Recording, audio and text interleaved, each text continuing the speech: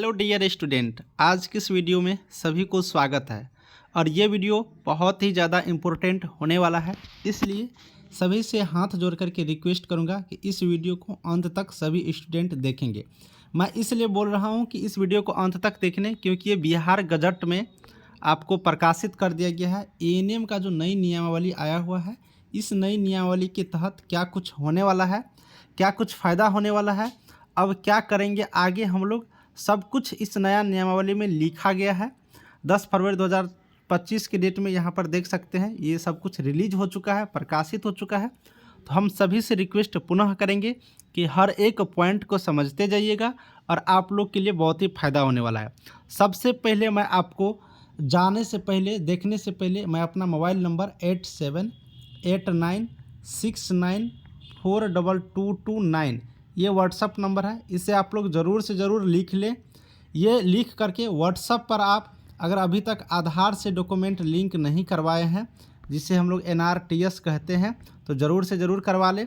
जो लोग करवा चुके हैं, अभी तक आपका कार्ड आया कि नहीं, आपका फॉर्म रिजेक्ट तो कहीं नहीं हुआ, इसके रिगार्डिंग आप लोग चेक भी करवा सकते हैं। ठीक है, तो चेक भी करवा सकते हैं। तो इस व्हाट्सअप नंबर पर मैसेज करके आधार से डॉक्यूमेंट को लिंक या फिर चेक करवा लें, क्योंकि नई नियमावली जो आया हुआ है, बिल्कुल रूप से आप लोग आगे जो नौकरी लेंगे उसमें आपको काम आने वाली है। ठीक है, चलिए हम आगे बातचीत करते हैं नियमावली पर। चलिए हर एक पॉइंट को देखेंगे। 10 फरवरी 2025 के डेट में ये रिलीज हुआ है, अधिसूचना आप लोग देख सकते हैं। इसमें जो यहाँ पर बात किया गया है, तो यह बताया गया है, मूल पॉइंट को देखिए जो आपके लिए ज़रूरी है। संक्षिप्त नाम, यह नियमावली बिहार महिला स्वास्थ्य कार्यकर्ता ऑक्सिलरी नर्स मिडवाइफ संवर्ग, यानी कि यहाँ पर एएनएम के लिए ये नया नियमावली बनाया गया है, आप लोग देख सकते हैं। ठीक है, ये नया नियमावली 2025 कही जाएगी, यानी कि अब जो नया नियमावली आया है ये 2025 वाला नया नियमावली कहे जाएंगे। अब 2025 वाला कहा गया, तो इससे पिछले जो भी नियमावली था दोनों को निरसित कर दिया गया है। अब हम लोग आगे चलते हैं। इस नियमावली में जो इम्पोर्टेंट है वो आप लोग देखिएगा। इसमें जो इम्पोर्टेंट है, ये क्या इम्पोर्टेंट है, तो भर्ती प्रक्रिया, यानी कि आपकी जो नौकरी होगा उसके रिगार्डिंग आप लोग देखिए। नौकरी में क्या लिखा गया है, 1 अप्रैल को हर एक साल, ठीक है, जो भी रिक्त होगा, जो भी खाली पोस्ट होगा, उसका गणना किया जाएगा 1 अप्रैल की स्थिति को देखते हुए। ठीक है, और 30 अप्रैल तक कोटिवार अधियाचना आयोग को भेज दिया जाएगा, यानी प्रत्येक साल 1 अप्रैल की स्थिति के अनुसार जितना भी खाली पोस्ट होगा उसको देख लिया जाएगा और 30 अप्रैल तक विभाग को भेज दिया जाएगा सिलेक्शन प्रोसेस करने के लिए। ठीक है, इसमें आप लोग देख सकते हैं। इसमें जो यहाँ पर प्रक्रिया है वो प्रतियोगिता परीक्षा के आधार पर होगा। प्रतियोगिता परीक्षा मतलब एग्ज़ाम देकर के, कंपटीशन एग्ज़ाम देकर के आपकी सिलेक्शन होना है। 75 अंक की एग्ज़ाम होगा। 75 अंक की एग्ज़ाम कहने का मतलब आपके परीक्षा में 100 प्रश्न पूछे जाएंगे। ठीक है, 100 प्रश्न पूछे जाएंगे, तो इसका 75% आप लोग को अंक गिनती किए जाएंगे। ठीक है ना, 75% अंक आपको गिनती किए जाएंगे। इसका एग्जाम्पल हम आपको दिखाएंगे। मान लो कोई स्टूडेंट 100 अंकों की परीक्षा में 40 अंक प्राप्त करते हैं। ठीक है, 100 अंकों की परीक्षा में 40 अंक प्राप्त करते हैं, तो अब इस स्टूडेंट को क्या होगा, 40 अंक का 75 यानी पॉइंट 75 से क्या करिएगा, गुना कर दीजिएगा, तो आपको आ जाएगा 3 पे 0 30, है ना। तो ये 30 अंक ये आपको मेरिट लिस्ट के लिए, जो आपका रिजल्ट बनेगा, मेरिट बनेगा, इस मेरिट लिस्ट के लिए आपको जोड़े जाएंगे 30 अंक।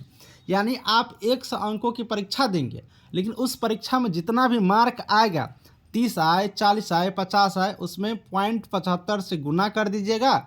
गुना करने के बाद जितने अंक आपको मिलेगा वो आपको मेरिट लिस्ट में काम आएगा, उस आधार पर मेरिट लिस्ट बनेगा। ये तो हो गया 75 अंक की खेला। और ये 25 अंक क्या है, एक्सपीरियंस के आधार पर, यानी 1 साल के लिए 5 अंक दिए जाएंगे और अधिकतम 5 साल तक दिए जाएंगे, तो 25 अंक आपको यहाँ से मिलने वाला है अधिकतम। कोई स्टूडेंट अगर 2 साल जॉब किए होंगे तो उसे 10 अंक मिलेगा, कोई अगर 3 साल किए होंगे तो उसे 15 अंक मिलेगा। तो ये चीज़ यहाँ पर बताया गया। ये किस स्टूडेंट को मिलेगा? तो जो बिहार सरकार के सरकारी हॉस्पिटल में, ठीक है ना, सरकारी हॉस्पिटल में जो नौकरी कर रहे हैं संविदा पर, कॉन्ट्रैक्ट पर, उन्हीं स्टूडेंटों को मिलने वाला है। तो इस चीज़ से आप लोग क्लियर हो गए। अभी आप लोग हल्ला सुन रहे थे, देख रहे थे कि सभी संविदा कर्मी को परमानेंट कर दिया जाएगा। सभी संविदा कर्मी को परमानेंट कर दिया जाएगा, तो ये न्यू नियमावली क्यों निकाला? ये सीधे नियमावली निकालता कि जितने भी संविदा पे कर्मी काम कर रहे हैं सबको परमानेंट कर दो। तो आप लोग जब तक ऑफिशियली नोटिस नहीं आ जाए, जब तक वेबसाइट पर कोई आपको इन्फॉर्मेशन जारी नहीं कर दिया जाए सरकार के वेबसाइट पर, तब तक उसे सही नहीं माने। पेपर में, न्यूज में कोई भी चीज़ कंफर्म सही होगा इसकी पूरी गारंटी नहीं रहता है। इसलिए मंत्री लोग हैं अपने हिसाब से सारा बयान जारी करते हैं, लेकिन जो भी मान्य होगा वो नई नियमावली कैबिनेट से पास होने के बाद ही। तो इस चीज़ को आप लोग ध्यान रखें, ठीक है। तो नई नियमावली के अकॉर्डिंग परीक्षा होगा। एक्सपीरियंस पे अगर आपको मिला है पॉइंट, तो उसके आधार पर आपको यहाँ पर मार्क जुटेगा, फिर जाकर के फाइनल मेरिट लिस्ट बनेंगे। तो ये हो गया परीक्षा की बात। मेन चीज़ इस नियमावली में यही है। दूसरी मेन चीज़ मैं आपको बताऊँगा, वो दूसरी मेन चीज़ है, सुनते चलिएगा 10,709 एएनएम की क्या होने वाली है इस नई नियमावली से। मैं उसके बारे में बात करूंगा जस्ट इसके बाद। दूसरी बात क्या होगा कि यहाँ पर प्रमोशन, पद सोपान की यहाँ पर प्रक्रिया लाया गया है नई नियमावली के तहत, जिसमें पहला आप लोग एएनएम के पोस्ट पर जाएंगे जिसे मूल कोटि का रखा गया है। उसके बाद आपको एक प्रमोशन मिलेगा वरीय महिला स्वास्थ्य कार्यकर्ता के पोस्ट पर। उसके बाद आपको फिर एक बार प्रमोशन मिलेगा, दूसरा प्रमोशन जो महिला स्वास्थ्य कार्यकर्ता पर्यवेक्षिका के पोस्ट पर। तो आपको 2 प्रमोशन मिलने वाला है, सैलरी भी बढ़ेंगे और कोटि भी यहाँ पर आप लोग देख सकते हैं। तो ये बिल्कुल रूप से प्रमोशन वाला सिस्टम था। तो पहले नौकरी तो ले लेते हैं, फिर प्रमोशन होता रहेगा, है ना। अब 10,709 की क्या स्थिति होंगे उसके बारे में यहाँ पर थोड़ा सा बातचीत हम लोग कर लेते हैं, जो इस पेज पर लिखा गया है। देखिए, अभी आप लोग सुने होंगे जो 2018 का नियमावली है उसे निरसित कर दिया गया है, बिल्कुल रूप से लिखा भी है। जो 2023 का नियमावली है उसे भी निरसित कर दिया गया, ये भी बिल्कुल बात है। लेकिन जो महत्वपूर्ण पॉइंट है वो पॉइंट नंबर 2 को गौर से देखिएगा। गौर से इसलिए देखना है, बढ़िया से आंख खोल करके इसलिए देखना है कि बहुत स्टूडेंट सोच रहे हैं कि 2025 नियमावली जब आ गया है तो भैया 10,709 एएनएम की क्या होगा, इस नियमावली वाले स्टूडेंटों को क्या होगा। देखिए, मैं आपको बता दूं, इस पॉइंट को आप लोग अच्छे से पढ़ लीजिएगा, शॉर्ट में बता देता हूं। देखिए, 2028-7-2022 के बाद 10,709 एएनएम की फॉर्म भराया है, इसीलिए 2018-2023 नियमावली के तहत, ठीक है, जो चयन प्रक्रिया है उसको ध्यान दिए बिना छोड़ दिए जाएगी। कहने का मतलब है कि 28/7/2022 को शुरू हुई महिला स्वास्थ्य कार्यकर्ता संवर्ग के पद के लिए कोई भी चयन प्रक्रिया 2018-2023 के निरस्त नियमों के तहत चयन प्रक्रिया के चरण पर ध्यान दिए बिना छोड़ दी जाएगी। कहने का मतलब है कि जो चयन प्रक्रिया 28/7/2022 के बाद शुरू हुआ है, जो 2018 नियमावली हो या फिर 2023 नियमावली हो, निरस्त नियमों के तहत जो नियम को जिसको जो यहाँ पर निरस्त कर दिया गया है, उस चयन प्रक्रिया के चरण पर ध्यान दिए बिना छोड़ दी जाएगी और वर्तमान नियमों के नियम 7 और 8 में निर्धारित तरीके से नई चयन प्रक्रिया शुरू किए जाएंगे। तो अब भाई एक ही सहारा है, अगर आप इसके बाद चयन प्रक्रिया शुरू हुआ है और सुप्रीम कोर्ट अगर यहाँ से आदेश पास करते हैं तब तो आप लोग बच जाएंगे, नहीं तो जो नियम 7 और 8 जो यहाँ पर जारी किया गया है, नियम 7 और 8 यहाँ पर आप लोग देख सकते हैं। इस नियम 7 और 8 यहाँ पर जो उम्र सीमा की बात किया गया है, भर्ती प्रक्रिया की बात किया गया है, इसके आधार पर आपको आगे जो आएंगे विज्ञापन, आगे जो आएंगे नौकरी, उसमें आप लोग यहाँ पर परीक्षा जो भी प्रक्रिया है उसके आधार पर आपकी सिलेक्शन होगा। तो अब एक ही भरोसा है जो सुप्रीम कोर्ट पर टिका हुआ है, उस भरोसे को देख लीजिए।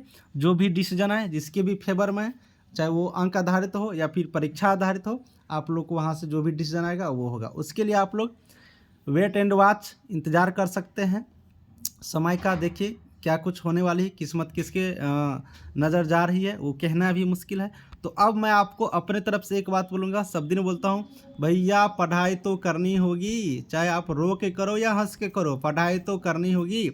मुझे तो आप लोगों से एक बात समझ में नहीं आता है, क्यों कि जो बच्चे यहाँ पर 95% नंबर लाए हो भाई, जो 90% नंबर लाए हो, मैं संविदा वाले को नहीं बोल रहा हूँ, संविदा छोड़ करके बोल रहा हूँ, चूँकि संविदा वाले नौकरी कर रहे हैं, उनके पास टाइम कम रहता है, उसको एक्सेप्शन में रखते हैं, संविदा वाले को छोड़ के मैं बोल रहा हूँ। बाकी जो फ्रेशर बच्चे हैं, जो 90 नंबर लाया है, 95 लाया है, किसी को यहाँ पर 94 है, किसी को यहाँ पर 85 है, इतनी % नंबर जब आप लोग लाए हैं तो मैं सोचता हूँ आप लोग अच्छे स्टूडेंट होंगे, पढ़े लिखे स्टूडेंट होंगे, मेहनत करते होंगे।